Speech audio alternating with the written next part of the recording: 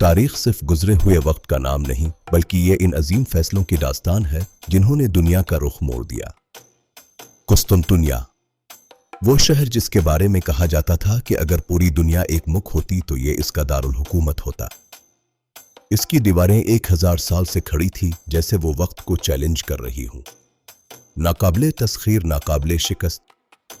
نبی کریم کا وہ فرمان کہ تم ضرور قسطنطنیہ فتح کرو گے، وہ امیر کتنا بہترین ہوگا اور وہ لشکر کتنا بہترین ہوگا، یہ وہ جذبہ تھا جو شہزادہ محمد کے سینے میں ایک آگ کی طرح جل رہا تھا۔ وہ بچپن سے ہی اس شہر کے نقشے بناتا تھا۔ اس کے استاد ایک شمس الدین نے اسے سکھایا کہ کامیابی صرف تلوار سے نہیں بلکہ علم اور روحانیت کے ملاپ سے ملتی ہے۔ لیکن زندگی نے اسے بڑے امتحانات سے گزارا۔ 2 بار وہ تخت سے محروم ہوا، لیکن اس تنہائی نے اس کے عزم کو فولاد بنا دیا۔ 1451 میں جب وہ دوبارہ تخت پر بیٹھا تو وہ صرف ایک بادشاہ نہیں تھا، وہ ایک مشن کے ساتھ آیا تھا۔ قسطنطنیہ، اس نے دنیا کو دھوکے میں رکھا۔ وہ امن کی باتیں کرتا رہا جبکہ اس کا ہر لمحہ جنگ کی تیاریوں میں گزر رہا تھا۔ باسفورس کے کنارے اس نے رومیلی حصار تعمیر کر دیا۔ یہ قلعہ نہیں تھا، یہ قسطنطنیہ کی شارت پر رکھا ہوا ہاتھ تھا۔ دن رات کام جاری رہا۔ صرف 4 مہینوں میں وہ ناممکن قلعہ تیار ہو گیا جس نے بازنطین سلطنت کی نیندیں اڑا دیں۔ سلطان نے ہنگری کے انجینئر اوربان کو بلایا۔ اس سے وہ ہتھیار مانگا جو دیواروں کو مٹی بنا دے۔ شاہی توپ، یہ محض طاقت نہیں تھی، یہ ریاضی اور انجینئرنگ کا کمال تھا۔ سلطان خود ان توپوں کی ڈیزائننگ میں شریک تھا۔ جب وہ تانبا پگھل کر ڈھلا تو ایک ایسا بلا پیدا ہوا جس کی گھنگرج سے آنے والی صدیوں کی تاریخ گونجنے والی تھی۔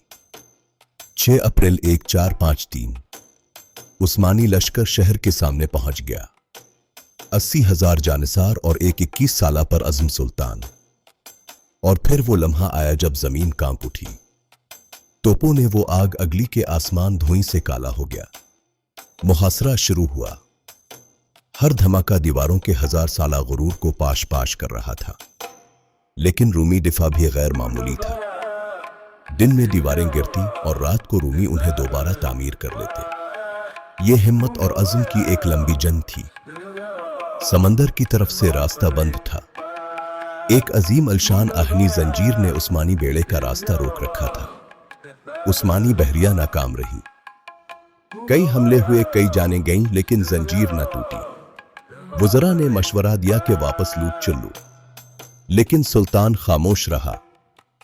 اس رات اس نے وہ فیصلہ کیا جس نے جنگی تاریخ کو ہلا کر رکھ دیا۔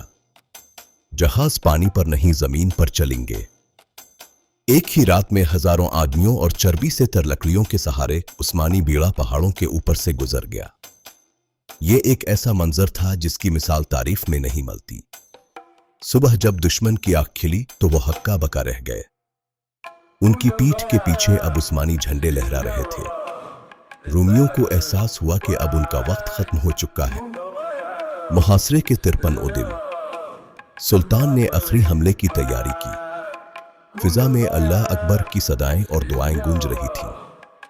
آسمان مشعلہ کی روشنی سے سرخ ہو گیا۔ سلطان نے خطاب کیا، آج تو ہمیں فتح ملے گی شہادت۔ فجر کی پہلی کرن کے ساتھ ہی آخری حملہ ہوا۔ عثمانی سپاہی ایک سیلاب کی طرح دیواروں پر چڑھ دوڑے۔ حسن اولو بتلی نے اپنی جان کی پرواہ نہ کرتے ہوئے فصیل پر عثمانی پرچم گاڑ دیا۔ وہ شہید ہو گئے، پرچم بلند رہا۔ دیواریں گریں، دروازے ٹوٹے اور 1000 سالہ رومی سلطنت کا غرور تاریخ کے اندھیروں میں ڈوب گیا۔ 29 مئی 1453 محمد بن مراد اب سلطان محمد فاتح بن کر قسطنطنیہ کی گلیوں میں داخل ہو رہا تھا۔ لیکن یہ فتح خون کی پیاسی نہیں تھی۔ سلطان نے حکم دیا کہ کسی بھی سویلین کو نقصان نہ پہنچایا جائے۔ انصاف ہی اصل فتح ہے۔ جب وہ آلف صوفیہ پہنچا تو وہاں لوگ خوف سے لرز رہے تھے۔ سلطان نے انہیں اپنی امان میں لے لیا۔ آج تم سب آزاد ہو۔ اس نے عمارت کی عظمت کو سراہا اور اسے اللہ کے گھر میں بدلنے کا حکم دیا۔ یہ مشرق اور مغرب کے ملن کا لمحہ تھا۔ فاتح نے صرف شہر نہیں جیتا، اس نے دل بھی جیتے۔ اس نے سائنسدانوں، فنکاروں اور علماء کو استنبول میں خوش آمدید کہا۔ इसने इस्तांबुल को दुनिया का इल्मी मरकज बना दिया। इसकी हुकूमत में इंसाफ और इल्म को सबसे बुलंद दर्जा मिला। इस फतह ने यूरोप में निशत सानिया की बुनियाद रखी।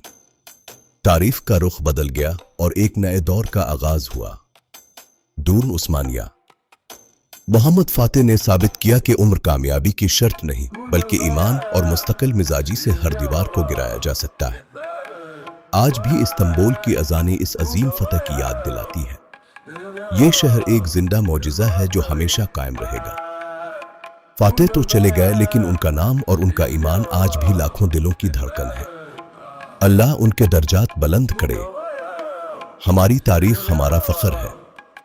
क्या हम इस अजमत को दोबारा पाने के लिए तैयार हैं? अपना ईमान मजबूत रखें और तारीख खुद लिखी जाएगी। ईमान तारीख बदलता है, अज़्म पहाड़ों को हिला देता है और सच्चाई हमेशा जिंदा रहती है। वक्त गुजर जाता है, लेकिन किरदार बाकी रह जाते हैं। सुल्तान मोहम्मद फातेह एक ऐसा ही किरदार था। आज का सबक सिर्फ एक फतह नहीं, बल्कि इसके पीछे छपी कुर्बानी और सच्चाई है। यही हमारा रास्ता है। अल्लाह हमें हक पर चलने की हिम्मत दे। आमीन। सुभान अल्लाह।